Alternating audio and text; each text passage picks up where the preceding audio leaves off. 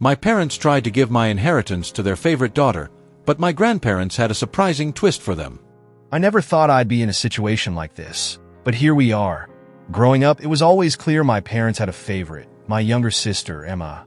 While I was busy getting by, doing my best in school, and eventually working my way through college, Emma seemed to get everything handed to her. She got the best clothes, the newest gadgets, and even her college tuition fully paid. Meanwhile, I was told I needed to learn responsibility by paying my own way. I've come to terms with it over the years, but recently, things hit a boiling point that I never saw coming. A few weeks ago, my grandparents on my dad's side passed away within days of each other. It was devastating, as they were some of the few family members who always treated me with love and respect. We were very close, and they were always my biggest supporters, even when my parents seemed to favor Emma. After the funeral, my parents started acting weirdly secretive and avoided talking about the will.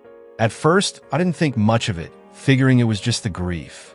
But then, I overheard a conversation between my parents and Emma. They were discussing the inheritance, and it became painfully clear that they were planning to give it all to Emma. It turns out my grandparents had left a significant inheritance, including their home, some savings, and a few valuable heirlooms.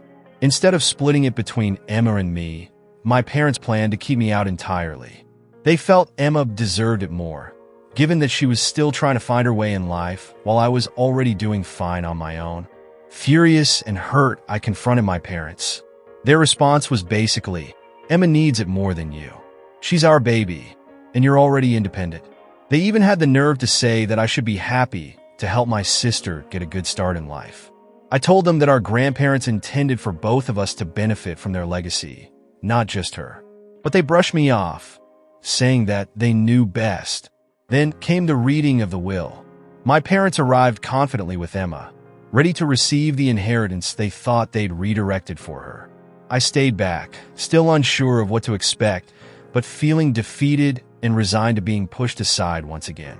When the lawyer began reading the will, my grandparents' thoughtfulness and love for me became crystal clear. To everyone's shock, my grandparents had left the entire inheritance solely to me. The house, the savings, everything. The lawyer continued, explaining that my grandparents had suspected my parents would try to give my share to Emma. As a result, they had explicitly stated in the will that I was the only one to receive the inheritance. The lawyer then read a personal letter from my grandparents, which brought me to tears. They expressed their love for me, shared how proud they were, and emphasized that they wanted this inheritance to help me continue building my life. My parents were speechless. They clearly hadn't anticipated this twist, and Emma looked stunned, especially after having assumed she'd be the one inheriting everything. But my grandparents had thought ahead, ensuring their wishes would be respected. After the reading, my parents tried to convince me to share the inheritance with Emma, insisting that family should come first and that Emma really needed the money. They even tried guilt-tripping me, saying that if I didn't give Emma some of the inheritance, they'd cut me out of their will. I took a deep breath and told them, Grandma and Grandpa trusted me to make good use of what they left. This was their choice, not mine. I'm respecting their wishes, and if you can't support that, then maybe it's best I don't rely on any future inheritance from you. Since then, my parents and Emma have barely spoken to me. They've made me feel guilty, calling me selfish for not supporting family, and even said my grandparents just didn't understand Emma's potential. It hurts, but at the same time, I feel like my grandparents gave me one final act of love and protection, and I owe it to them to use what they left wisely. I plan to honor their memory by investing the inheritance, maybe even putting some aside for charity in their name. And as for my parents and Emma, I'll keep my distance for now. I know my grandparents would want me to move forward, and that's exactly what I intend to do.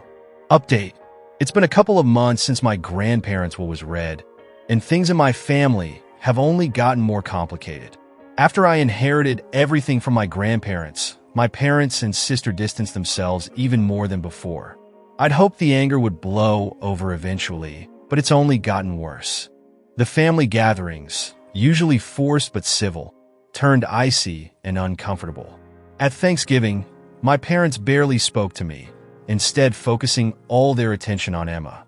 Every time I tried to engage, they responded in cold, one-word answers. They even seemed annoyed if I contributed to the conversation, as if my very presence was somehow offensive to them. Emma, who was once my best friend, refused to even make eye contact with me. I couldn't believe how hurt I felt. I'd lost not only my parents' affection, but also my sister's friendship. But what happened next changed everything. A few days after Thanksgiving, I received a text from Emma asking if we could meet. Surprised, I agreed, hoping maybe she wanted to clear the air and talk things out. She suggested a small cafe, and when I arrived, she was already sitting at a corner table, her arms crossed, and a frustrated expression on her face. Without any greeting, she launched straight into her reasons for wanting to meet. "I still don't understand why you're doing this," she said, looking genuinely hurt. "Grandma and Grandpa would have wanted you to help me. You know they loved us both." I took a deep breath, steadying myself. "Emma, they left the inheritance to me because they knew Mom and Dad would do exactly what they did. Try to cut me out. They wanted me to have a chance to succeed on my own, just like you've been given all these years." She looked down, her jaw clenched. "I'm not asking for everything, just a portion. I need help, especially with the student loans Mom and Dad couldn't cover." I felt a twinge of guilt, but I also remembered everything I'd sacrificed to get to this point, paying my own way through school and working hard for every opportunity. "Emma, I understand where you're coming from, but this was Grandma and Grandpa's decision. I'm using their inheritance as they intended to secure my future. They wanted me to have that chance after always coming in second."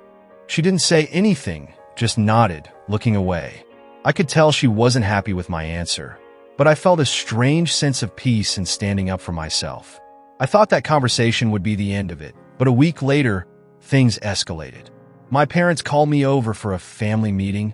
I arrived hoping for some resolution, but as soon as I walked through the door, the tension was palpable. My dad was sitting with a stack of papers in front of him, my mom beside him, looking stern and almost defiant. "Your mother and I have been talking," my dad began, his voice cold. "We're taking you out of our will. If you refuse to help your sister, then you're no longer part of this family, financially or otherwise." I felt my heart drop. I couldn't believe they were actually threatening this. "Is this really what you want?" I asked. "To cut me out of your lives over money?" My mom crossed her arms, glaring. "Your grandparents spoiled you with that inheritance, and now it's gone to your head. Family is supposed to support each other, but you're being selfish. We don't want a child who values money over their own blood." I felt a flash of anger. "All my life, you've given Emma everything without asking her to lift a finger. I've had to work for every cent. Now, when I finally get a break, you think I should just hand it over because she needs it more? I'm sorry, but I won't do it." They didn't respond, just gave me that disappointed look I'd seen so many times growing up. I knew this conversation was over. Over the next few weeks, I distanced myself. It hurt, but I had to protect myself from their constant attempts to guilt-trip me. I leaned on a few close friends for support, and I even started talking to a therapist. Slowly, I began to realize that I was finally living for myself, no longer tethered to the whims of my parents' favoritism. But the final twist came one evening when I received a letter in the mail. It was from my grandparents' lawyer. Confused, I opened it, wondering what else there could possibly be. Inside was a handwritten note from my grandfather. It was brief, but it brought tears to my eyes. He wrote about how proud he was of me, of all my hard work, and how much he and my grandmother had always believed in me. They knew I'd do great things and hoped that their inheritance would help me make the most of my life. Attached was a small key to a safety deposit box with a final piece of my inheritance. I visited the bank the next day, wondering what my grandparents had left for me. Inside the box, I found an old pocket watch that had belonged to my grandfather and a single letter addressed to me. In it, he encouraged me to hold my head high, to live for myself, and to remember that true family isn't just blood, it's the people who support you unconditionally. He reminded me that I was loved and deserving of everything I worked for. Reading those words gave me the closure I'd been searching for. Since then, I've started moving forward, free from the weight of my family's expectations. I'm still close to my grandparents in spirit, and I'm living my life as they would have wanted, independently, and with a renewed sense of self-worth. It's bittersweet, but I know that breaking free from my parents' grip was the best decision I could have made. Final update. Months have passed since I read my grandfather's final letter, and a lot has changed. I wish I could say that everything mended perfectly, but the reality is that this journey has been one of painful lessons and unexpected peace. After I discovered my grandparents' final gift in the safety deposit box, I felt a sense of closure. They had given me more than an inheritance. They'd given me their blessing and their love, and it helped me feel confident in the decision I'd made. The pocket watch and the letter from my grandfather were priceless reminders that I wasn't alone, even if my immediate family felt so distant. However, my relationship with my parents and Emma only grew colder. They continued to pressure me for a while, sending texts and leaving voicemails, claiming that my refusal to help my sister was breaking up the family. They even tried to get extended family members involved, but most people kept their distance, sensing the awkwardness of the situation. My parents made it clear that unless I handed over a portion of my inheritance, they didn't consider me a part of the family anymore. I didn't respond to most of these messages, and eventually, they stopped trying to reach out. Then, something happened that I never expected. Emma showed up at my doorstep one evening, teary-eyed and apologetic. She admitted she hadn't realized the extent of the pressure our parents had been putting on me, and that she didn't want our relationship to end over money. We talked for hours, and she apologized for her behavior, admitting that she'd been so caught up in the expectations our parents placed on her that she hadn't stopped to think about how much I'd sacrificed over the years. It was a difficult conversation, but we both came away feeling a little lighter. Emma even apologized for our parents' actions, acknowledging the favoritism that had defined our childhood. "I guess I was so used to getting everything," she said quietly, "that I didn't even think about what it was costing you." It was hard to hear, but it felt like an important step forward for both of us. A few days later, we met again, this time at her request. She brought along a small box and explained that she'd gone through some of our childhood belongings and found a few things that she thought I might want. Old photographs, letters from our grandparents, and a few keepsakes that had once belonged to me. It was a kind gesture, and I felt hopeful that we could rebuild some semblance of a relationship on new, healthier terms. As for my parents, they remained distant. After Emma and I reconciled, she tried to get them to see my side, but they refused. They insisted that I'd turn my back on family loyalty and maintain their stance that, because I had abandoned my sister, I was no longer entitled to any family support. For a while, I felt hurt, but the more I reflected on my grandparents' letter, the more I realized that I couldn't keep seeking approval from people who never truly valued me. In an unexpected twist, I later learned that my grandparents will had a final clause that my parents weren't aware of. If my parents contested the will or attempted to pressure me to relinquish any part of the inheritance, the remainder of my grandparents' estate, which included several valuable investments, would go to a charitable trust in my name. My grandparents had truly thought of everything. It was their way of protecting me one last time, even beyond the grave. When my parents heard about this clause, they were furious, accusing me of keeping this secret and plotting against them. It felt absurd, almost comical, that they would try to twist things this way, especially when I'd done nothing to manipulate the situation. After that, I decided I couldn't keep letting them affect my peace. I stopped responding to their calls, fully letting go of the relationship that had brought me so much pain. Since then, I've focused on making a fresh start. I invested part of my inheritance in my education, pursuing a graduate degree, something I'd always dreamed of but couldn't afford on my own. I also set up a small fund in my grandparents' names to help other students from disadvantaged backgrounds, a way of honoring the generosity they'd shown me.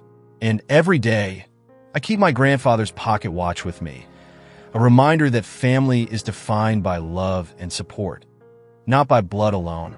As for Emma, she and I have slowly been rebuilding our relationship, and I'm grateful that she's genuinely trying to be in my life on her own terms, free from our parents' influence. We're taking it one step at a time, and while it's been a slow journey, I'm hopeful we'll have a healthy bond someday. I've learned that sometimes walking away is the only path to healing, even if it means leaving behind people you once considered essential. My grandparents' love continues to guide me, and every day, I'm grateful for the life they made possible for me. A life where I'm finally free to be myself.